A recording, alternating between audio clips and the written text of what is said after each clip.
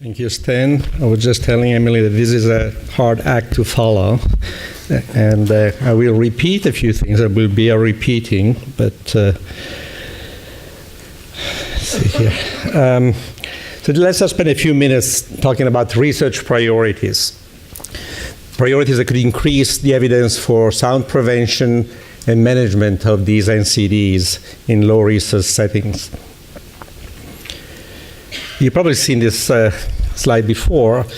We don't know enough about these comorbidities.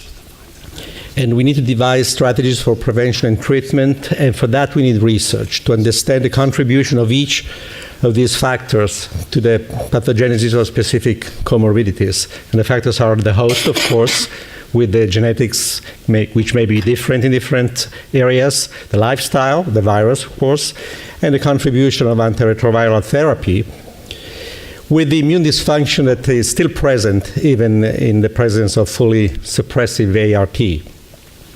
And then the role, of course, of cumulative ART toxicity that we still don't know. It may be subtle, but it's still there. So to handle the NCDs in low and middle income countries, is the evidence from high income countries all we need?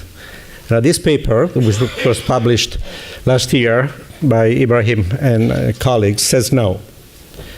Because people in low and middle income countries may be exposed to different risk factors, and we can talk about that later, maybe had different upstream, what we call upstream causes of disease, and there may be other factors that play a big role in low and middle income countries, such as the higher infectious disease burden that you've heard a lot about, which may lead to chronic inflammation.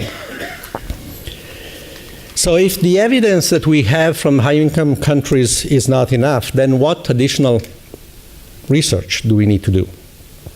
In particular in the region that are most affected by these comorbidities. And my point here is that we need to do epidemiology and basic science, and we already heard that. We need to do clinical science, and you need to do implementation science. And we can discuss in the Q&A how much of each research area, because it's quite important for low and middle income countries, how much of these research areas can be addressed in different regions to handle their specific needs. So epidemiology. Well, first, in low research settings, there's a limited availability of data. That makes it difficult to answer the first question, which is, do HIV individuals truly have an excess risk of NCDs? So the first challenge is to collect the good data that we need on specific comorbidities. To design sustainable interventions, we need to collect data from various sources, and you have a few examples here, such as community-based longitudinal studies, routine clinical databases and cohorts, of course, cross-sectional demographics and health surveys, the DHS, the WHO STEP surveys, which, as you may know, it has to do with questionnaires, basic measurements, and laboratory parameters. An example is the SEARCH, the Sustainable East Africa Research on Community Health, which was based in University of California, San Francisco. But we do have problems with existing data sources, and these are just four of them. One is lack of population-based cohorts. The absence of HIV negative, which is just heard. We don't have good comparator groups. The incomplete NCD-specific outcome ascertainment. Then the incomplete measurement of key factors which may affect the clinical decision-making, for example, decisions about treatment. So as was just mentioned before, there are already some organizations and some studies that could provide the infrastructure to gather the data that I just mentioned. This is just an example that was mentioned before by Dr. Sohn, and that's the International Epidemiological Database to Evaluate AIDS, which has a number of sites around the world, as you can see, including the low and middle income countries. Now, turning to basic science for a few seconds, what are the questions there? I think the questions are many, because there are many non-communicable diseases, and we cannot really get beyond the surface. But if we try to drill down to the main questions, I think there are two. One is, do common pathways exist affecting different end organ systems? And the other question is, how do we differentiate comorbidities from cumulative treatment toxicity, whether due to ARV or to other drugs? And then what we heard today, we already heard in many presentations, what is the role of inflammation? There was a whole session this morning that dealt with inflammation and other aspects that are depicted in this slide. It was provided by Dr. Deeks. And it shows that research really seems to point to the notion that inflammation has a central role. There are various phenomena that occur during HIV infection. You can look at you can see the HIV replication, of course, but also the presence in excess of certain pathogens, such as cytomegalovirus, the loss of regulatory cells, but also microbial translocation across the gut epithelium. So all of that could determine a higher level, could result in a higher level of inflammation with increased monocyte activation, increased T-cell activation, dyslipidemia, and as we heard, many dysregulation factors in the coagulation cascade. And in fact, the inflammation predicts disease in treated HIV infection, as proven in a number of papers that were recently published. And inflammation has attracted a lot of interest, even in the lay press. You can see here a Time magazine cover of about a couple of years ago.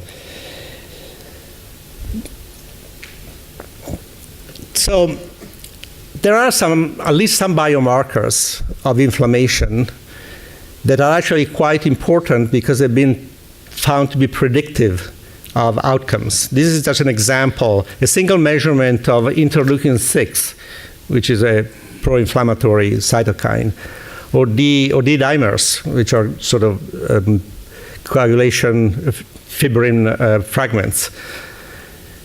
They're very good predictors of both morbidity and mortality over several years. As you can see from these different curves, the more of those IL-6 or D dimers, the more likely the outcome that you see on the top of the slide. So whether we can use these biomarkers or not, particularly in the context of high-income, low and middle-income countries, I don't really know. And it's something that we should discuss because some of them could be used to develop assays that can be used for screening, for widespread screening in low and middle-income countries, but others could not and cannot for practical reasons.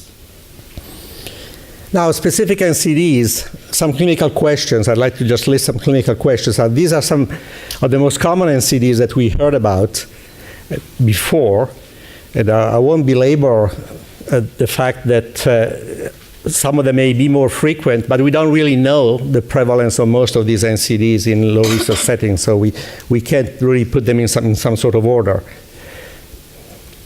So a few questions. I just focus on the one in red because it would take long to go over them. I thought it would be important in the case of coronary artery disease to know which interventions should be advanced to clinical endpoint studies. It's important to do these studies, and some of them have already been initiated, but we have to do more of these. Neurologic disease. Which neurologic conditions persist during ART? Which conditions, if any, continue to progress during ART? In the case of kidney and liver, will subtle changes in hepatic function or renal function, which is quite common, have long-term clinical implications? And can we develop biomarkers, is the last bullet, to detect kidney and liver damage before function is completely lost? In the case of cancer, one question that everybody asks is, why are virus-associated cancers so prevalent, and why are they difficult to manage? And so on and so on. In the case of metabolism, metabolic disease, and diabetes, why is insulin resistance, diabetes mellitus, and the metabolic syndrome common in HIV disease? Is inflammation contributing to these syndromes? Now, these are all questions that we're trying to answer. It doesn't mean that we can answer them all for all of the developing countries or the low and middle income countries we're trying to address today. But collaborations will be important in that respect when it comes to research. Bone and muscles. Who should get vitamin A, vitamin D, and bisphosphonates? Will statins be protective? It seems so, but we don't really know. Should adults be screened for bone diseases? Should children be screened for bone diseases?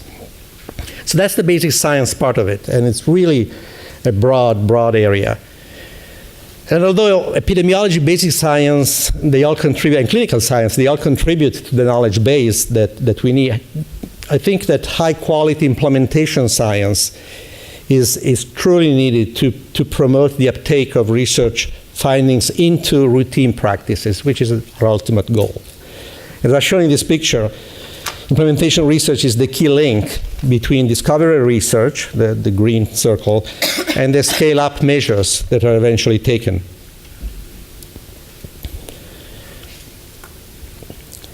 And when it comes to what implementation science is, there are many definitions in the literature of implementation science. But I think that even though there are many definitions, there's at least some agreement that implementation science is about the how as opposed to the what, how to do things. And that includes, of course, how to do economic analysis, which you just heard about, cost effectiveness, system dynamics, things such as simulation modeling, and continuous quality improvement.